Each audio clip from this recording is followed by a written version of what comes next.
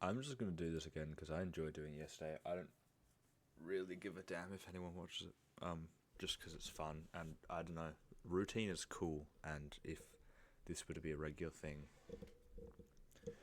breaking down rounds and kind of looking at people's growth and stuff would be super cool.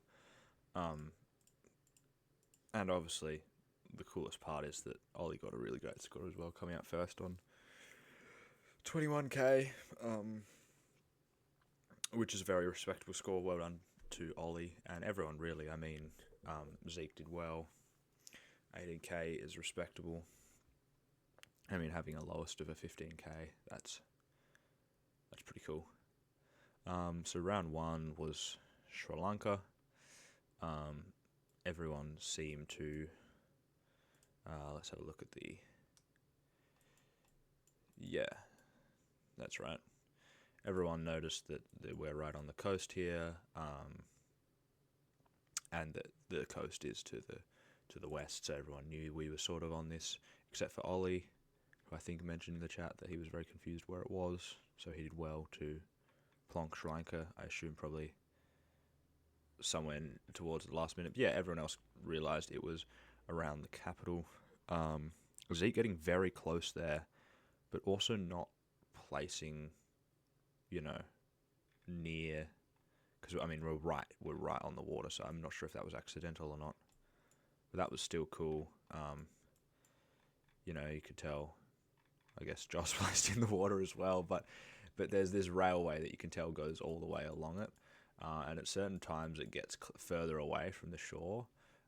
But literally here, I mean, it's literally there's nothing between the railroad and the water. So I thought it was over down here, and it was actually further up. Looking at how we know it's Sri Lanka, I mean, everyone didn't seem to have a problem. There's a lot of English that is common in Sri Lanka, but the actual language itself, I mean, if you compare it to, say, Thai or various forms of Hindi, it's much more swirly, very distinctive. It has a lot of like these Among Us sort of things. That's how I always remember it, and also a very easy way to tell, which is not guaranteed in Sri Lanka, but we literally have this blurring system here, which has a .lk in the URL, which is the country code for Sri Lanka. So I don't think that was particularly hard. Doesn't need to be broken down too much. And by the way, if you don't know, you can click on everyone and then move through the rounds. So we can kind of go. You can look round by round, which is fun to do. Round two. Where was round two? Okay, this. I didn't realize everyone went US. So this is funny. This, I don't know what you guys saw, right? So I'm not going to have much to say.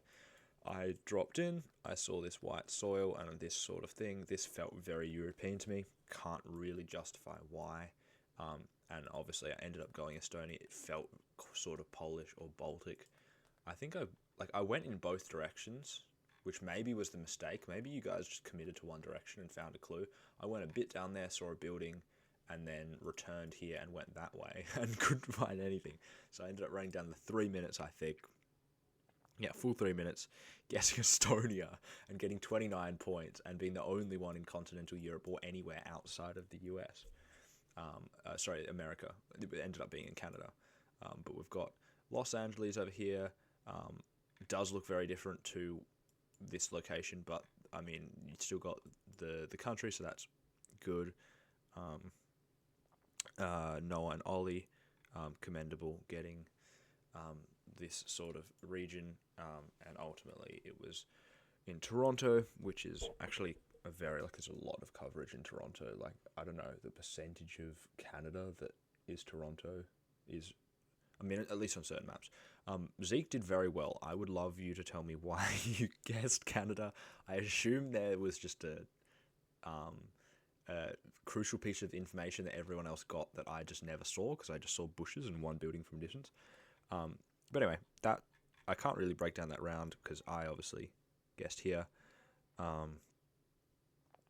And I think this is honestly why Ollie won it in the end. He got a 2 2000, I dropped 29 points, even though I got the lowest I got for the rest of the rounds was 4,700. Most of them were, less than 50Ks. But round three, was France. Everyone getting France. I can't remember the location very well, but I mean, it's very obvious when you're in France. I mean, there's French everywhere, and there's often flags, and I mean, Paris is written over every single thing, even if you aren't in Paris. Here's Ermont, the actual city or town that I think it ended up being in, which I didn't know where that was. And it took me a while to realize. I mean, that could be anywhere in France. So obviously, it took me a while, I think, to narrow down that it was in Paris. And I mean, is there much point in me? I guess no one else went Paris except for Ollie. But I have no idea what clues I had. But it feels much more northern. I mean, that's the start. Good to start there. Which is just sort of intuition. No, I don't. I think I'm just going to waste time because there's not necessarily metas that once you know you're in France. I mean, you're just in France, and the rest of it is just getting information. For me at least, because I'm not an expert on French. I know going this way there was something. So there definitely was something over here that confirmed I was in Paris, and I wasn't able to find Ermont in the amount of time. I assume Ollie also found that piece of info, but everyone got France. That is, everyone's getting at least a 4K on that. Just so I actually know, 3Ks. That's unfortunate. I mean, it's a big enough country, so that makes sense. Still good work. Everyone here getting California. Joss and I get the Los Angeles. Joss gets incredibly close. So he found the San Dimas, which I seem to remember was on a sign. But I mean, yeah, it's also not worth really breaking down why this is California, because it just says everywhere, and everyone also realized that because there's not a single person that gets outside of that state. So not really anything to break down here. I assume Joss found the name because I remember seeing that and scanning for it, couldn't find it. He did well to find it. Potentially there are some other clues. Eliminate us in the Discord. Feel free. And then the round 5 was South Korea. So we've got 2 China guesses. I guess the first thing is, we had I think Theo guessed China last time when it was Aomori in Japan, and now we've got Noah and Zeke guessing China. The first thing to note is that China doesn't have much coverage, certainly not in here. There are maps you can look at. It's mostly restricted to the coast, a lot in Hong Kong, a lot in Shanghai, and when I say a lot, I mean just the majority. It's not a lot. South Korea, basically, the whole thing has got Google Maps. So that's one thing to go off. Obviously, when you're in trying to tell the difference between Taiwan, mainland China, South Korea, and Japan, knowing your characters is very important. South Korea is probably the most distinctive of them all. Seeming as Japan has 3 different sets of characters, katakana, hiragana, and kanji, whereas South Korea is just pretty straightforward. I'll try and find an example. And I'm this is not rocket science. Like, where are we? Here we go. So we've got like a lot of these oval flat circles, just a lot of rounded stuff. Basically, whenever you're seeing these circles, anyway, it's here. This is very Korean. I just, for some reason, I think of just chopped spring onions when you look at them sideways. But that's just really distinctive. You can just look up a chart that just compares those characters to Chinese or Japanese characters, and you learn it. Joss gets the country, but not the region. I don't know much about South Korea myself, but Ollie and I both get sort of the right latitude, longitude, whatever it's called.